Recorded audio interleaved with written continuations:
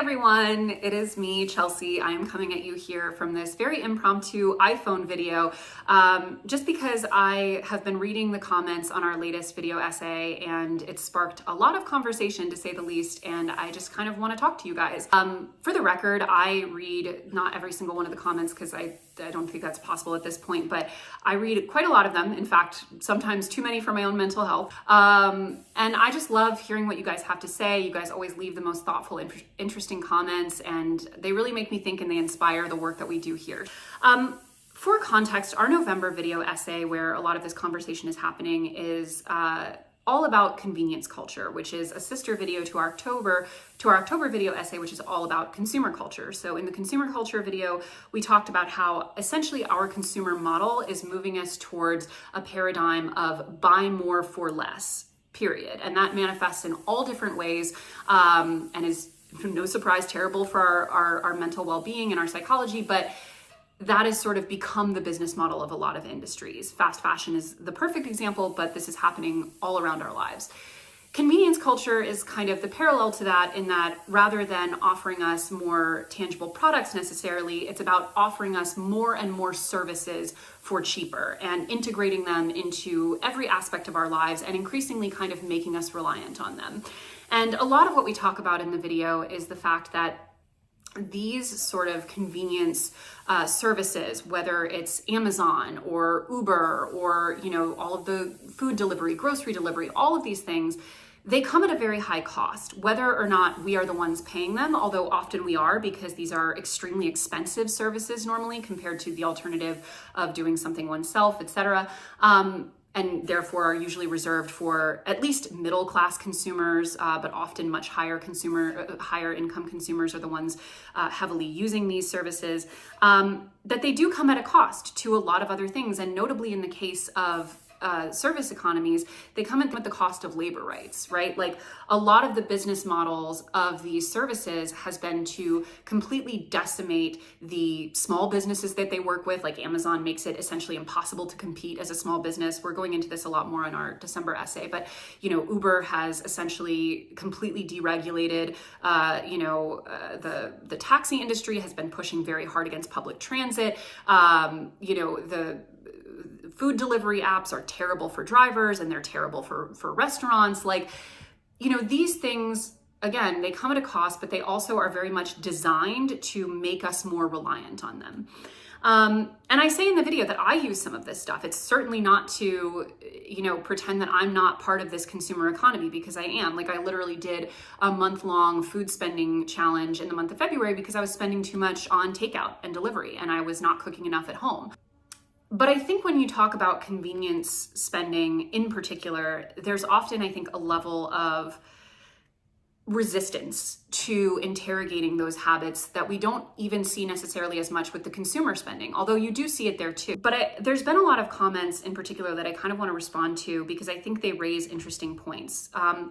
One of the comments that I saw a lot on the convenience spending video was some form of, just because these companies have terrible labor practices or are exploitative or whatever the case may be, that's not my responsibility as the consumer. And I think there is some truth to that, right?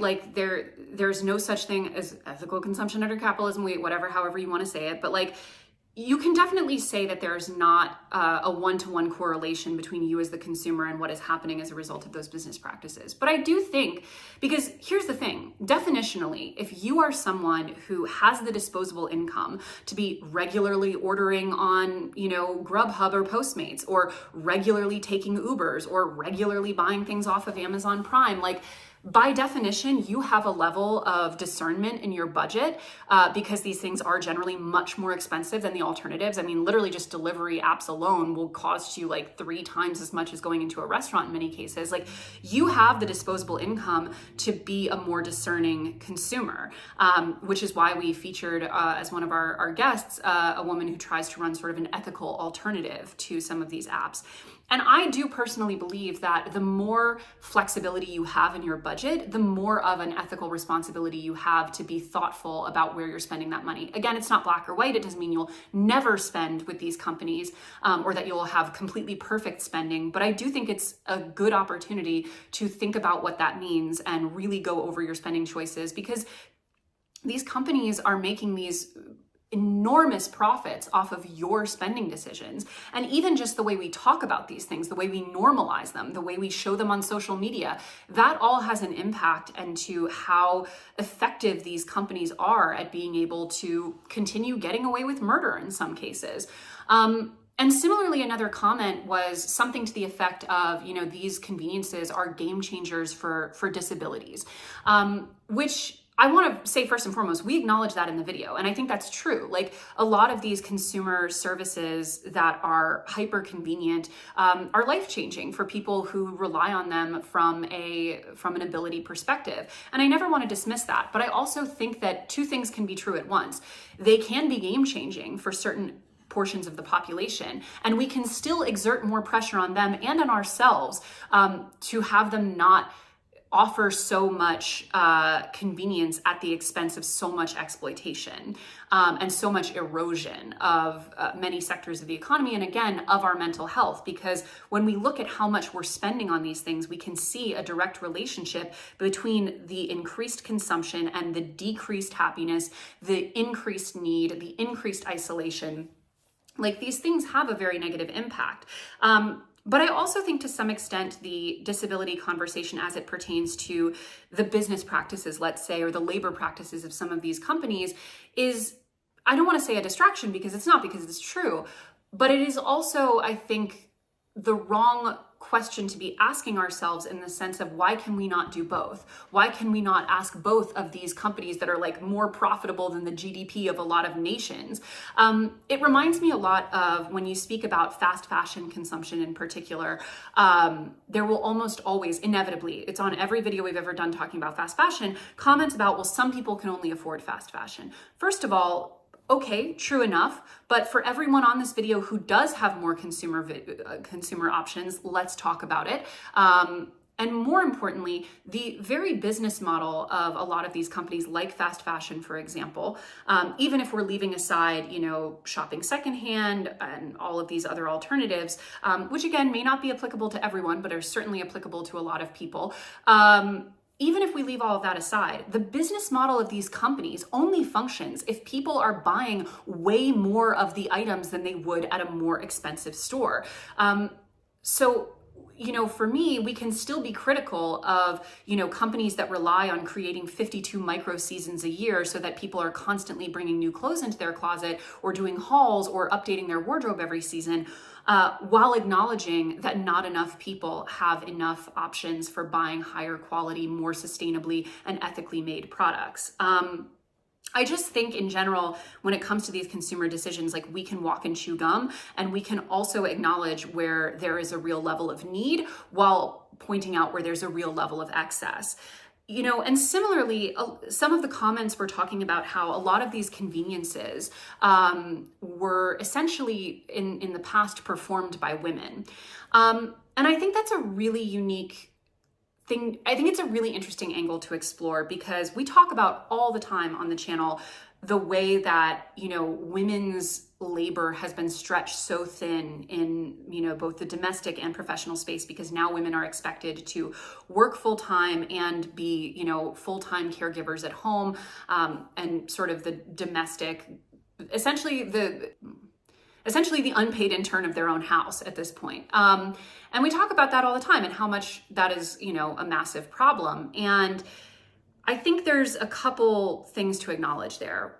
And they're sort of uncomfortable, right? Because one of them, when you look at the stats of who is engaging in all of these convenience services, right? Because again, they are very expensive by definition. Like, if you are someone who is getting all of your groceries delivered, regularly getting meals delivered, regularly taking car services, having services come to your home, all of these kinds of things, by definition, you are a higher income individual, because they are expensive. And we see that in the numbers. We can see how people are spending on them.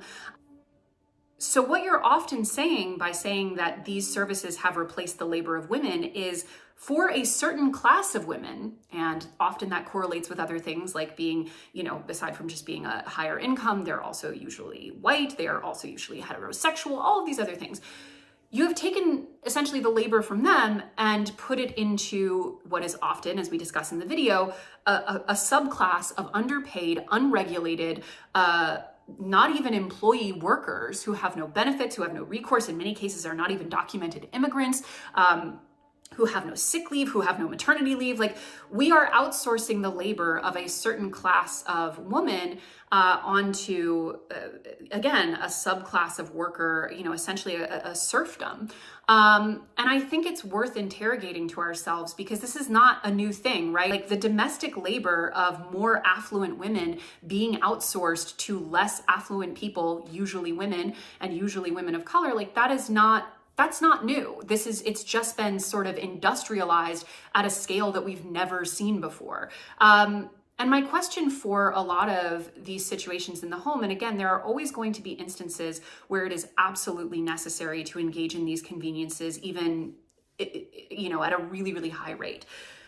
But for all the times where it isn't, my first question for the people who are outsourcing this labor to, an underpaid worker is, why are we not outsourcing it to our husband? Why are we not outsourcing it to the other adult in the marriage? Because as we've discussed in many videos, we can see in these more affluent households that even when women are working full time and no longer have the time to do any of these domestic tasks, the husbands aren't increasingly taking on domestic labor. It is just becoming more and more and more unbalanced within the relationship. But I say all of this to say, none of this is black and white, right? This is not to say that we should never take a car service or never order anything off of Amazon or any of this stuff. The point is to interrogate where we are resistant to examining our own habits, to examining what we think that we need. And what is actually additive to our lives versus just cluttering our lives. And I do talk a little bit generationally about how we can see that younger people are much more frequently engaging with these kind of convenience apps. They're ordering online more, in the 2-day shipping, they're ordering food, they're taking car services, all of these things. It's not to be like, ooh, I'm not, a boomer over here being like, Gen Z doesn't know how to work anymore, or anything like that. I'm part of this generation, right? That's engaging with these things at a much higher rate. I think the question becomes, to what extent do we feel that we're entitled to outsource so much of our lives without any concern of what it means on the other end, without any concern of who is actually now having to be responsible for that labor and what is their life like? And I do think that we can be conscientious of that. I do think that we can interrogate those companies, interrogate those systems, be more vocal, be more engaged in our own communities about how we sort of resist the essentially total takeover in a lot of cases by these unregulated gig worker based economies. Even something as simple as, it's about to be the holidays. Like, how many of us could challenge ourselves to shop as local as possible, to avoid as much as possible using these apps, to actually go to a restaurant or even just call them and order directly, because many of them will have their own delivery services that they go outside of these apps because the apps take such a huge portion of their income that they can't afford to be on them. Or even just going to pick it up ourselves, or doing small things, small acts that allow us to still have convenience, still enjoy these things in our lives, but be a little bit more conscientious about the cost that they're coming at. Just kind of a final thought. I always love talking to you guys, and I take your comments and feedback very seriously. And I understand that the role that these conveniences play in our lives is complicated, and it definitely doesn't have a black or white answer, and there's never going to be a solution that works for everyone. But I do think that a lot of us, the first step, I think, to becoming just overall more conscious individuals is to become conscious with our own decisions. And it's something that I try to do all the time, that I'm, certainly in no way perfect about, that I could improve on a million different fronts. But I think it's always a conversation worth having. And I think if we just reject out of hand that a better alternative is possible, or that we as consumers have some power to push back on some of these really exploitative practices, like, I think we'll just be a lot better off for it. But anyway, that's just my little chat with you guys.